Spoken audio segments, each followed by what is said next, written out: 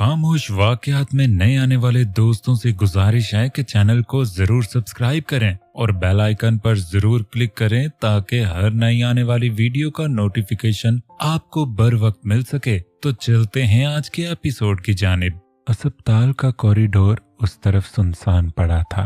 पहरेदारी पर मामूर कांस्टेबल सर्दी की वजह से चाय पीने गए थे। वो मास्क पहने काली चादर खुद पर ताने आहिस्ता से अंदर दाखिल हुआ था जहां शम्स साहब बिस्तर पर बेहोश पड़े थे। उसने एक नज़र उस शख्स को देखा, आंखों में नफरत ही के शोले से लपक रहे थे। उसने दबे कदमों से वो फासला अबूर किया था और फिर बहुत खामोशी से मशीन का बटन बंद किया था। ऐसे करते उसकी आंखों में कई किरचियां थीं मगर वो कमज़ोर नहीं था। वो जैसे आया था वैसे ही दबे कदमों वापस पलट गया क्योंकि अब यहाँ रहना बेफजूल था। वो अपना काम पूरा कर चुका था। अब आगे देखना था कि उसका काम हुआ है या नहीं। आंखों में एक अजीब सा तासुर लिए वो वहां से निकलता चला गया और उसके जाते ही दूसरी तरफ से कांस्टेबल वापस से ड्यूटी पर आए थे। आईने में खड़ी वो अपने बाल बना रही थी जब सफीर ने पीछे से उसे अपने हिसार में लिया और आहिस्ता से उसके बाल साइड पर करते अपने लब उसकी गर्दन पर रखे तो शर्म से उसकी पलकें झुकी थीं। मॉर्निंग मेरी जान।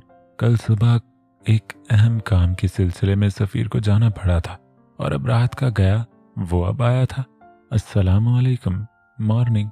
अपने पेट पर बंधे उसके हाथों पर अपने हाथ रखते वो शर्मगी मुस्कुराहट के साथ बोली तो सफीर ने मखमूर निगाहों के साथ उसे देखा था। नाराज तो नहीं होना मुझसे? मैं यूं ही छोड़कर चला गया था। उसके कान पर लब रखते वो उससे पूछ रहा था जो उसके लम्स से खुद में सिमटी जा रही थी। मैं भला क्यों आपसे नाराज होंगी? ये तो आपका काम है ना और मुझे समझना होगा। उसकी बात पर सफीर ने उसकी पिछली गर्दन पर अपने लब रखे और फिर आहिस्ता से अपनी जेब से एक लॉकेट निकालकर उसकी सुराहीदार गर्दन की जीनत बनाया था। इतना खूबसूरत लॉकेट देखकर उसकी आंखें नम हुई थी।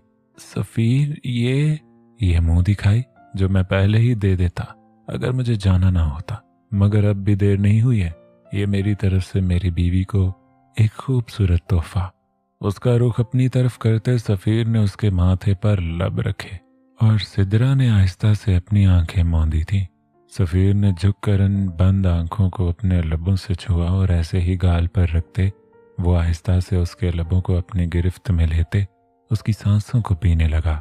सिदरा ने घबरा कर उसकी शर्ट को मुट्ठियों में दबोचा तो वो उसे कमर से पकड़ता ड्रेसिंग पर बिठा गया। वो मदहोश सा उस पर झुका था कि वो मज़ाहमत भी नहीं कर पा रही थी क्योंकि वो बुरी तरह उसे अपनी गिरफ्त में ले चुका था। सफीर बाहर अम्मी। उसे बाहों में भरे वो बेड की जानिब बढ़ा तो सिदरा ने बौखला कर उसे होश दिलाने की कोशिश की। अम्मी को पता है बेटा एक दिन बाद घर आया, बहू आज फारिग नहीं मिलेगी। इतना कहते वो उसे बेड पर लेटाकर खुद उस पर हावी हुआ था। अपनी शर्ट उतार कर दूर फेंकते वो उस पर हावी हुआ और उस लम्हों में पूरी दुनिया भुला गया। वो आंखें बंद किए उसे महसूस कर रही थी। जान तो तब निकली जब कमीज की जिप खुलती महसूस हुई। सफीर बहुत थक गया हूं, आज ये थकन उतारने दो। उसकी शायरक को लबों से छूते वो आहिस्ता से उसकी शर्ट नीचे सिरका गया। सिदरा ने खुद को उसके रहमो करम पर छोड़ दिया था। आज वो अपने मकसद के एक कदम और नजदीक पहुंच गया था। अब महज कुछ वक्त बचा था और उसका बदला पूरा हो जाता। जिस मकसद के लिए वो किंग बना था वो मकसद पूरा हो जाता। वो खुश था, आज बेहद खुश। उसे आज से पहले इतनी खुशी कभी नहीं हुई थी। माँ जबी ने उसके खुले चेहरे को देखकर आंखों ही आंखों में उसकी नजर उतारी थी। मैं तुम्हें हमेशा यूं ही खुश देखना चाहती हूँ। माँ जमी की बात पर वो मुस्कुराया था और मैं चाहता हूँ कि तुम खुश रहो, तुमने मेरा बहुत साथ दिया है माँ। मगर अब वो वक्त आ गया है अपने दुश्मनों को सबक सिखाने का। गुनाहगार को उसके गुनाह की सजा मिलकर रहेगी, फिर चाहे कुछ भी हो जाए मैं अपना बदला लेकर रहूंगा। फिर कोई हिम्मत नहीं करेगा मेरे आगे आने की, मेरा मुकाबला करने की, मुझसे चालाकी करने की। उसकी बात पर माँ जबी ने मुस्कुरा कर उसके आगे गिलास रखा और खुद उसके पहलू में दराज हुई थी। किंग ने उसे आहिस्ता से कमर से पकड़कर अपने नजदीक किया था। इस सफर में तुमने मेरा बहुत साथ दिया है। मैं खुशकिस्मत हूँ जो तुम मुझे मिली। वो कभी इस तरह नहीं करता था। आज जरूर कुछ ऐसा हुआ था कि वो ऐसे कर रहा था। तुम्हें खुश देखकर मेरे दिन भर की थकन उतर गई है किंग। मेरी दुआ है तुम अपने मकसद में कामयाब हो जाओ और फिर हम दोनों यहाँ से बहुत दूर चले जाएंगे, जहाँ कोई हमें नहीं जानता होगा। उसकी शर्ट के बटन से खेलते वो आने वाले दिनों का सोच रही थी। वो अपना जिस्म बेचने पर मजबूर थी, मगर अब मजीद नहीं। वो दोनों अपने मकसद के बेहद करीब थे। किंग ने आहिस्ता से उसे खुद पर झुकाया और उसके लबों पर अपने लब रखे। वो हमारी दुनिया होगी, फिर चाहे वो हमें मरने के बाद ही क्यों ना मिले। उसकी बात समझते वो मुस्कुराई थी। मुझे यकीन है तुम पर। उसका हाथ मजबूती से थामते वो पुर यकीन थी। उसकी आंख खुली तो खाली कमरा देखकर वो फौरन से उठ बैठी। वजदान, आप बाहर हैं? खुद का हुलिया ठीक करते वो बाहर आई तो वजदान कहीं नहीं था। घड़ी सुबह के 6 बजा रही थी। इतनी सुबह सुबह वजदान की गैर मौजूदगी ने उसे बेहद उदास कर दिया था। लगता है फिर किसी केस के सिलसिले में चले गए हैं, खुद से कहते वो वापस बेड पर आकर बैठ गई। रात उन्हें सोते हुए काफी देर हो गई थी। वो अपने आंख खुलने पर हैरान थी, लेकिन अब दोबारा सोना मसले सर को दावत देना। वो उठकर फ्रेश हुई और आईने के सामने आकर उसने अपना एक नया रूप देखा। उसे खुद में वजदान का अक्स दिखा था। चेहरे पर शर्मगी मुस्कुराहट आई थी। अपनी गर्दन पर हाथ रखकर उसने वजदान के दिए निशान को छुआ था। उसके एक एक पोर पर उस शख्स की हुक्मरानी थी, उसका नक्श था। अपने होंठों पर हाथ रखते उसे उस शख्स का लम्स याद आया तो निगाहें खुद ब खुद झुकी थी। भला कोई यूं भी उसे चाहेगा? उसने तो सोचा नहीं था। आज वो मुकम्मल हो गई थी। उसका इश्क मुकम्मल हो गया था और अब एक और चीज थी जिसे मुकम्मल करना था और उसका उसे बेसब्री से इंतजार था। चादर में खुद को छुपाए वो वजूद आहिस्ता से वहां से निकलता एक गाड़ी में बैठा था। दिल में पकड़े जाने का खौफ भी था, मगर ये कदम एक ना एक दिन तो उठाना ही था और अब जब मौका था तो वो ये मौका कैसे जाया होने देते। गाड़ी मुख्तलिफ रास्तों से होती अपने मखसूस ठिकाने पर पहुंची थी। उसने गहरा सांस भरा था और गाड़ी से उतरते वो आहिस्ता से चलते ऊपर उस जगह रुका जहां से सब शुरू हुआ था। अंदर कदम रखे तो सामने ही किंग को बुरा जमान पाया। फाइनली तुम आ गई। किंग ने खड़े होकर बाहें फैलाई तो वो वजूद भागकर उसके सीने से लगा था। कैसी हो? उसके माथे पर लब रखे तो चादर उसके सर से ढलकी थी। किंग ने मोहब्बत भरी नजरों से उसे देखा था। वजदान को पता तो नहीं चला ना कि तुम यहाँ हो?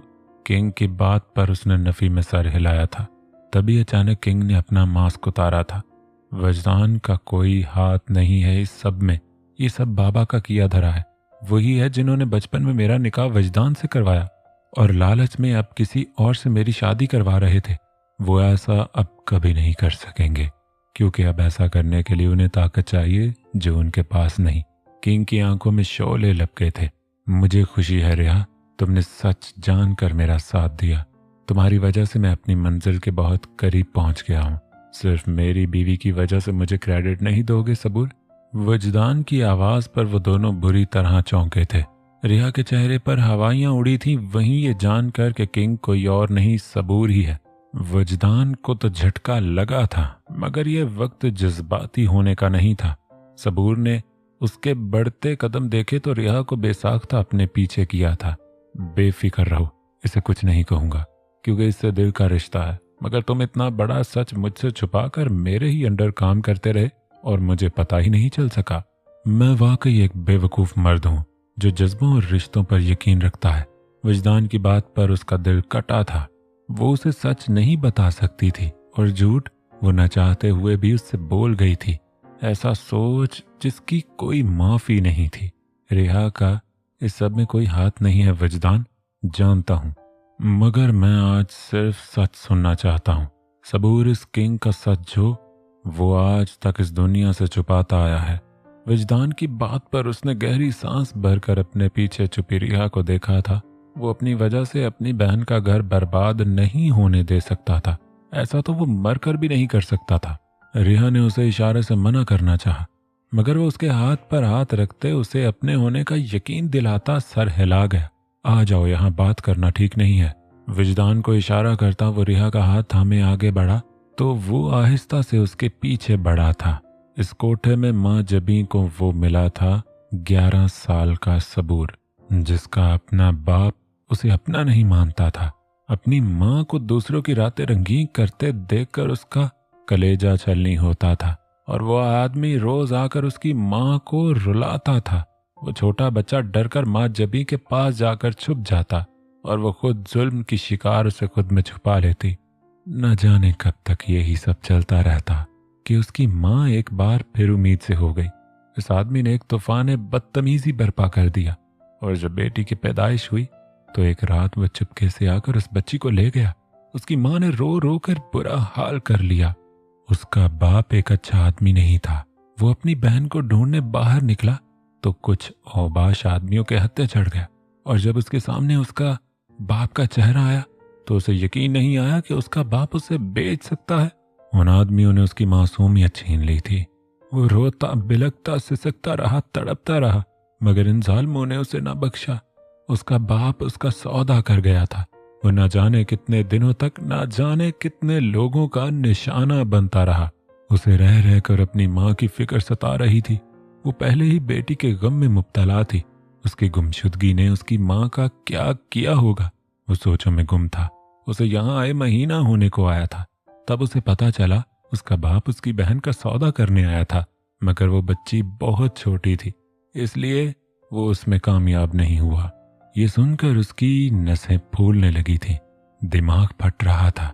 उसे कैसे भी करके अपने बाप का पता करना था। 1 साल 2 साल वो यूं ही दर बदर भटकता रहा और कभी किसी के बिस्तर पर तो कभी फुटपाथ पर भीख मांगता। 5 साल गुजर गए थे। वो वापस नहीं जा सका था। रोज मुशक्कत के बाद वो अपनी माँ के लिए रोता था और फिर उसकी दुआएं रंग ले आई थी। वो वहां से भागने में कामयाब हुआ तो अपने बाप को ढूंढा था। वो हमेशा की तरह जुए के अड्डे पर था। उसकी बहन का निकाह हो चुका था। वो अपनी माँ के पास जाना चाहता था। बहुत मुश्किल से बचते बचाते वो कोठे पर पहुंचा तो उसे माँ जबी ने एक कमरे में बंद कर दिया। वो रो रहा था अपनी माँ के लिए। तब उस पर यह हौलनाक इंकिशाफ हुआ कि उसकी माँ उसके पीछे गई थी और कुछ लोगों ने उसे अगवा कर लिया और फिर कुछ वक्त बाद उसकी कटी फटी लाश मिली थी जिसको इज्तिमाई ज्यादती का निशाना बनाया गया था। वो बिखर गया था। करने वाला सब उसका अपना बाप था।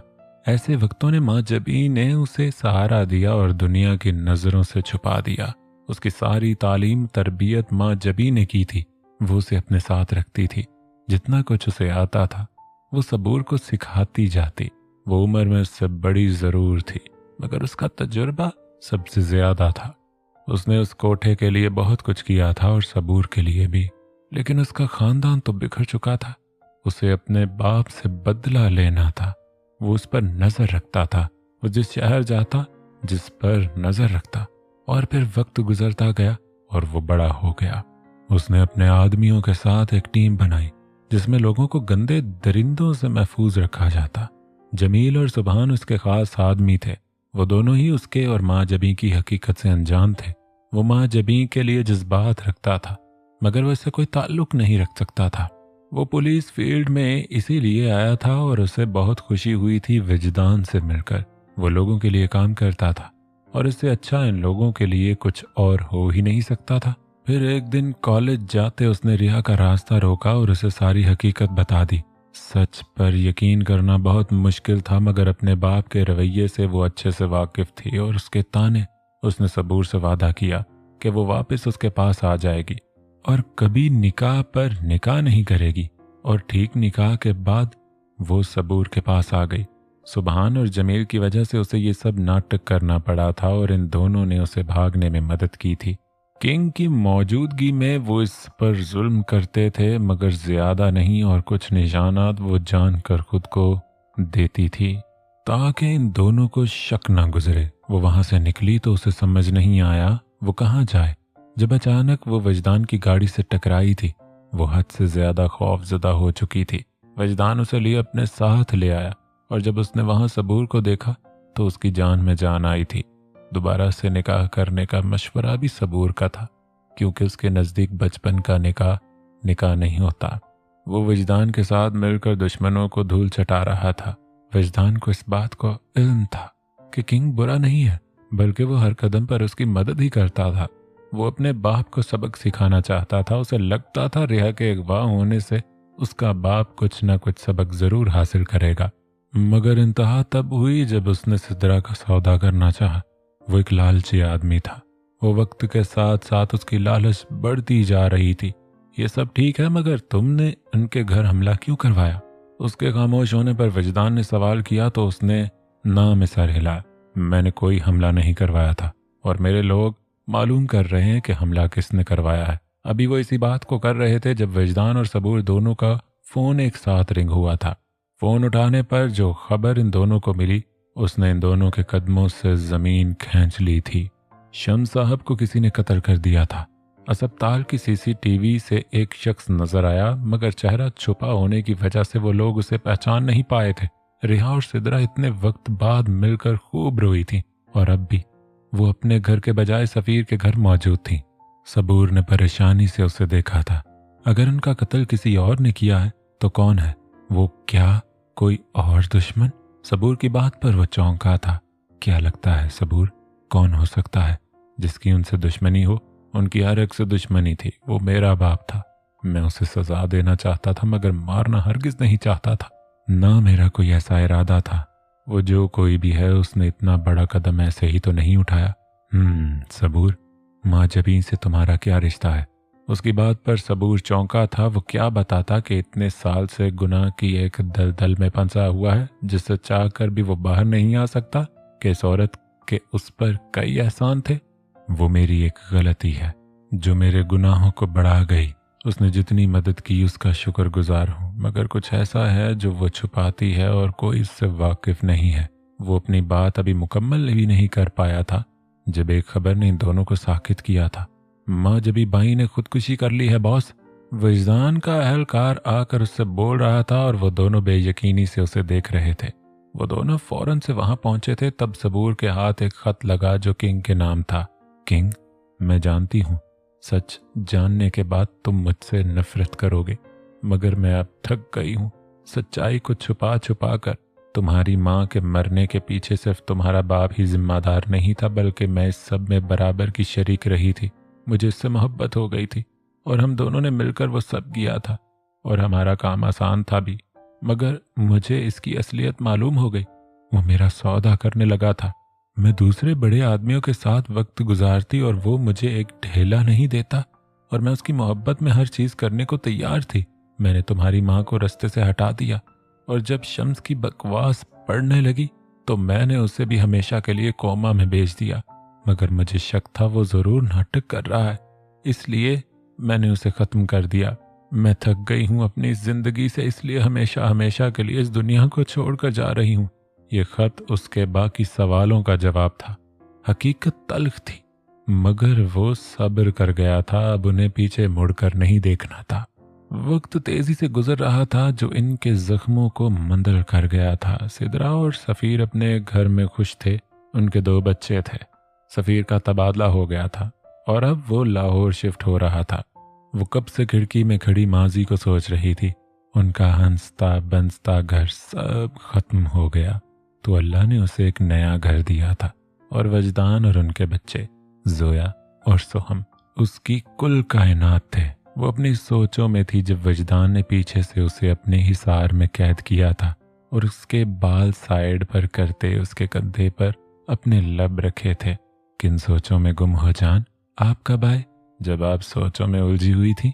उसके कनपटी पर लब रखते वो बोला तो रिहा होले से मुस्कुराते उसकी तरफ रुख कर गई। बहुत मिस किया मैंने आज आपको पूरा दिन। सोहम और जोया तो सिद्रा के पास ही रुक गए हैं आज। उसके गले में बाहें डालते वो मुंह बसोर कर बोली तो मुस्कुराते उसने आहिस्ता से उन लबों को अपने लबों से छुआ था। कोई नहीं, मैं आ गया हूं ना, अब मेरी जान का मूड एकदम अच्छा हो जाएगा। शरारत से कहते उसने रिहा को बाहों में भरा तो उसने कई मुक्के उसके कंधे पर मारे थे, मगर वो उसे बेड पर डालता उस पर अबर बनकर छाया था। आज से एक नई शुरुआत हमारी, उसकी बंद आंखों पर लब रखते वो उसके लबों को अपने लबों की गिरफ्त में लेकर उसे सब दुनिया भुला गया। तो आज का नावल यहाँ पर ख़त्म हुआ। उम्मीद करता हूँ दोस्तों ये आपको छोटा सा नावल पसंद आया होगा। कमेंट बॉक्स में अपनी राय ज़रूर दीजिएगा और वीडियो को ज़रूर लाइक किया करें। आपकी मोहब्बतों का प्यार का बहुत ज़्यादा शुक्रिया। मिलते हैं किसी नए नावल के साथ। अपना बहुत सारा ख्याल रखें। अल्लाह हाफिज़।